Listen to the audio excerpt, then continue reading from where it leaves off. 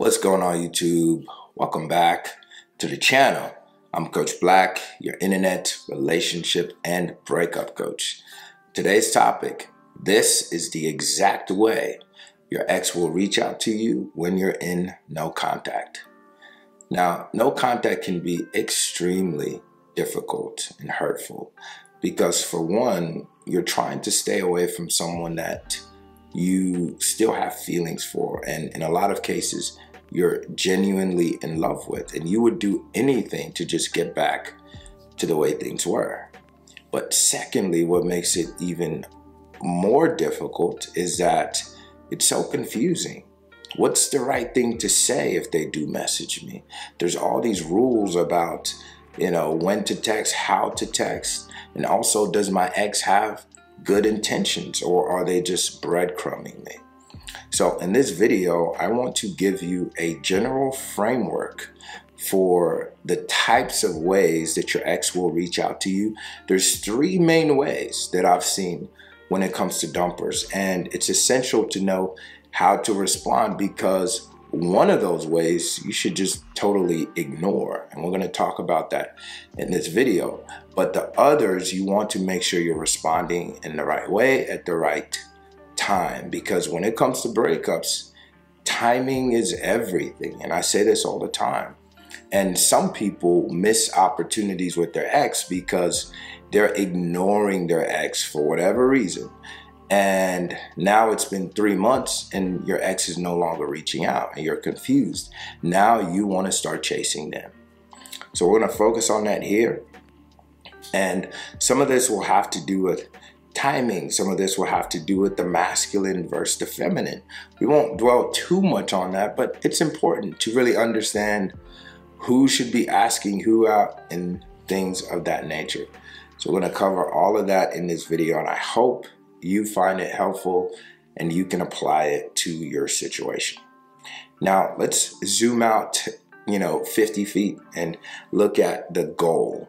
Okay, big picture. When your ex reaches out to you, the goal is to escalate things into a higher quality interaction. Now, the highest quality type of interaction between human beings, obviously, is a face-to-face interaction. So there's actually an opportunity for seduction, and you can turn things into a more romantic situation. Now, some scenarios, for example, if you're long distance, that's not feasible. So the next highest quality would be a FaceTime, okay? But just understanding that that's the end goal. If you've been dumped, you want to, as quickly as possible, escalate things up the ladder to a very high quality human-to-human interaction. That's the goal. So the goal is not to sit on the phone and text for 2 hours. It's not to have a phone call for 2 hours. It's to, in as short a step as possible, try to get together in person. Okay, now let's talk briefly about the masculine versus the feminine, because who should do what? It's important to understand that. Now, generally speaking, the masculine should be the conduit, and I'll explain to you what I mean. Think of yourself as a pipe, okay? You're connecting one point to another point. That's your job as the masculine in as little steps as possible. So how do we go from text to face-to-face in as little steps as possible? That's the job of the masculine. The feminine is to be the water in the pipe. You're flowing, okay? You're allowing the masculine to direct, but you're bringing the energy. Okay, if you think about a pipe and you can picture the water bursting through the pipe, you see all of that energy and momentum. So you're bringing the positive attitude, the positive energy, being friendly, accommodating. Now, hear me closely. This does not mean that you should be a doormat as the feminine, and also the masculine, you should be positive as well. But you're friendly and you're allowing things to be escalated forward. That's just a general framework of how to think about it, okay? But you should still be very cautious about your time, and if your time is not being respected, then you eject. Now, let's look at the 3 different types of reach outs that I see. The number 1 is the indirect reach out. Let's say your ex likes your posts on social media, they watch your stories and little things like that. These types of reach outs should be completely ignored. There is nothing to do. And matter of fact, you should not be reciprocating these types of reach outs. Just because they're watching your stories doesn't mean you should watch their stories. Just because they're liking your posts doesn't mean that you should like their posts. Anything that is not a direct message to you is an indirect reach out. It's a good sign. It shows that your ex is watching you. It shows that they have some interest in you and in your life, but still, you must not react to this, okay? Because I've seen a lot of people make the mistake that your ex watches your story, or a perfect one. They had you blocked before and now they unblock you, and you notice that and you send them a message. Do not react to indirect reach outs. It does not count. If it's not a direct message to you, it is indirect and it doesn't count. Reach out number 2. This is the trickiest of them all, so pay close attention. This is what I like to call the direct indirect, and I'll explain to you what I mean by this. The direct indirect is usually tied to something that was not necessarily proactive by your ex, or more circumstantial. So for example, let's say you post a story and your ex replies to that story. They make a comment. Now, technically that is a direct message that is going to show up in your inbox, but it's indirect in that it wasn't really well thought out and calculated by your ex. It's circumstantial. Another example is, let's say you run into your ex in public, but they're positive and cordial. So that's a direct conversation, but it wasn't proactive. It was an accident.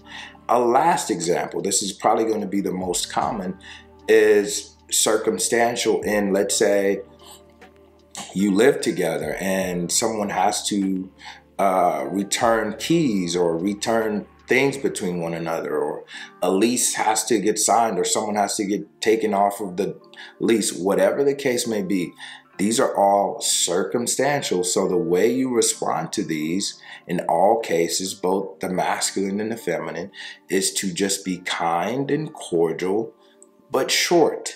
Now, this is a tricky one because there are a lot of situations where your ex will use these indirect methods even though they have genuine interest. They're using this to kind of gauge your energy, to see if you still care, and potentially if they can actually have a conversation with you. So use your best judgment and pay close attention. Are they lingering? Are they staying longer in the conversation than they have to? And even when you address what they were asking you about, do they have follow-up questions? Are they asking about you and how you are doing? If you see signs like that, then you focus on the goal of higher quality interaction. And so you escalate further in as little steps as possible. The masculine is trying to set a date. Hey, it's good catching up with you. Thanks for reaching out. I'm about to go do this. I'm going to the store. But what's your schedule like next week? Let's get together and we can catch up and talk about all of these things. Okay, that is what you want to be looking for.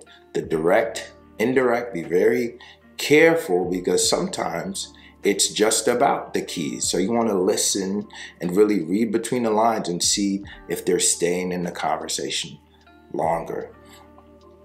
Scenario number 3 is the direct approach. This is when your ex just straight up texts you, hey, how are you doing?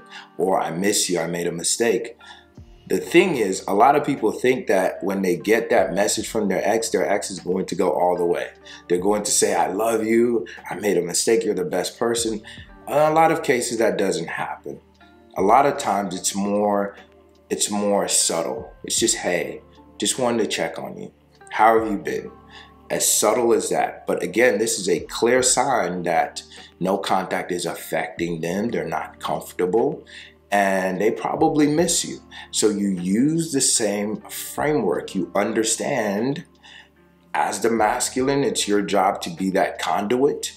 Get us to the date as quickly as possible, because in a lot of cases, like I said, the feminine is not going to want to lead. They want you to do the leading, even if she dumps you. That's just the way it's going to be.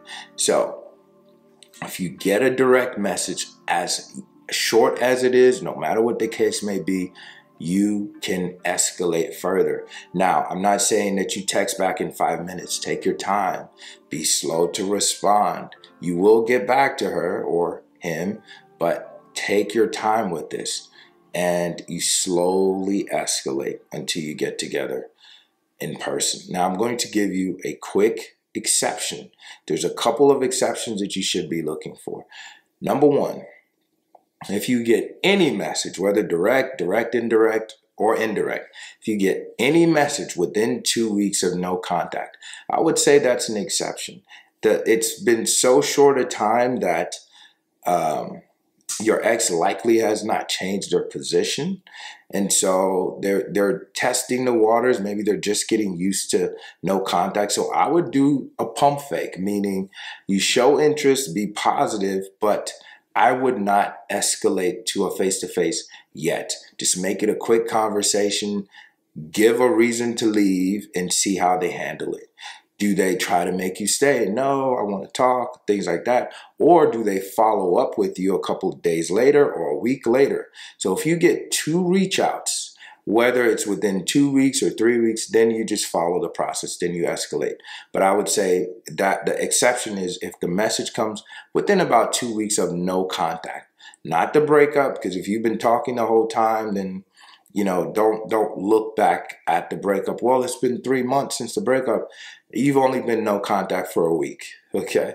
So within no contact, less than 2 weeks, then, I would look for 2 reach outs before you set the date. The other exception is for the feminine. If you're following this approach and allowing him to escalate, but he never does, I would say the 3rd time, then you can escalate further and say, hey, why don't we get together? So you lean into that masculine a little bit. You say, why don't we get together and catch up and see what he does with it? And if he's genuinely interested, he would likely agree and get together in person, and you can take things from there and lean back into your feminine.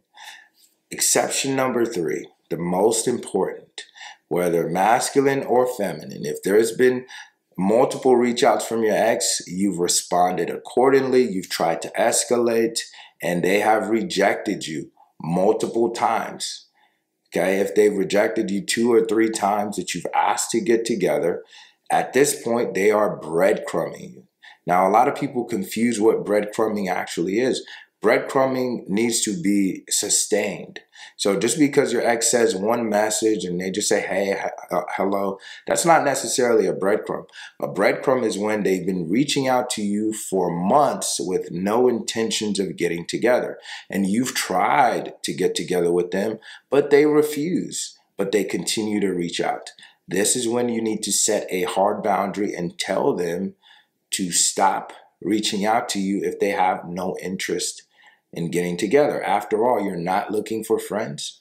You're looking for a romantic relationship. And while you don't want to rush things, at the same time, you don't want to be friends either.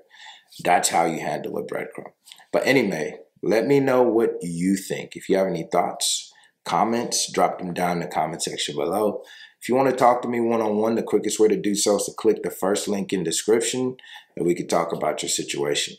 If you haven't already, be sure to like this video and subscribe to the channel, and I will talk to you soon.